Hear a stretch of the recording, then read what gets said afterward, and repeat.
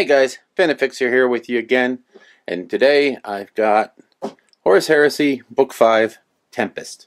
Now this book came in on Tuesday, but I wasn't able to get to it because I was in the middle of some frightful stuff for work. This is the book that covers the events on Calth when the Wordbearers went to ambush the Ultramrines. Now the Ultramrines did not know about the events on Istvan. They were pretty insulated from that, so they thought their friends were coming out to play, and instead they started murdering them. Typical chaos bullcrap. Anyway, Lorgar's a piece of shit. I'm sorry. Anyway, this is your typical Forge World book. Absolutely awesome. Leather cover. Unlike the first set of three, this decal, or this picture here is really stuck down well. I had some issues with the first book of the first trilogy, but never since. It's got the old silk bookmark, of course, and the metal edges, which you expect. It's very, very cool. So it's definitely well worth the money that you pay for these things. I mean, you can just take a look at some of that artwork in there. It's just, it's typical for Forge World. They just do such a great job. And of course, some people knocked the last book saying it didn't have a lot of fluff. I mean, it didn't have a lot of substance to it. I thought it did. I thought it was a pretty good book, but this one definitely makes up for anything that might have happened before, because not only do you get all this great Ultramarine stuff spread throughout the book, the heraldry, you get all kinds of great information on how they were organized during the time of the heresy, but you get the Wordbearers too, and if you're into them, Corpharon, Erebus, and all those bad guys. So it's just chock full of great information and art, you name it.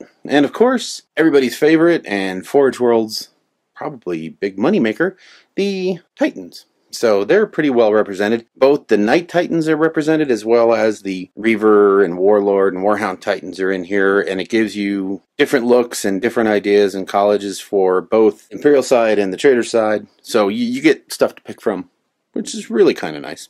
There is a campaign in this one, the Betrayal of Cal Campaign. Different from the other campaigns. This one is like scripted missions, but they all look to be very interesting. I haven't studied them exactly to see exactly how they're going to play out, but it looks like a really neat system that they put together, so we'll call it good. There's some really cool big-time missions that get spread in through the campaign to make it interesting, and right at the beginning they tell you that the forces involved in these campaigns should be Ultramarines and should be Wordbearers, because that's the only way it really makes sense, although the missions themselves look kind of fun.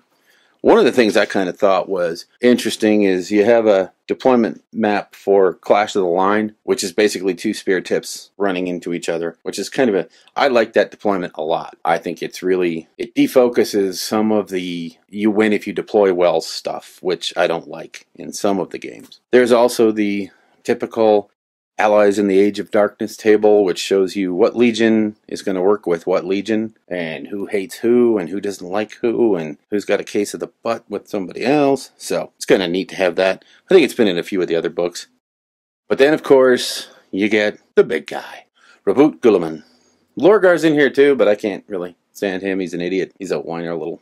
Anyway, Raboot is in here, and he's pretty damn cool. I cannot wait for the Forge World model for this guy. Even though he's an Ultra Smurf, I will do my best to paint him up and make him cool. Of course, the other thing that's huge in this book is the announcement at the Forge World Open Day. They announced that huge Titan, the amazing, amazing Titan. And here is where they give you all the stats, all 2,750 points of the bad guy. And yes, that's right, 30 hull points. Yeah.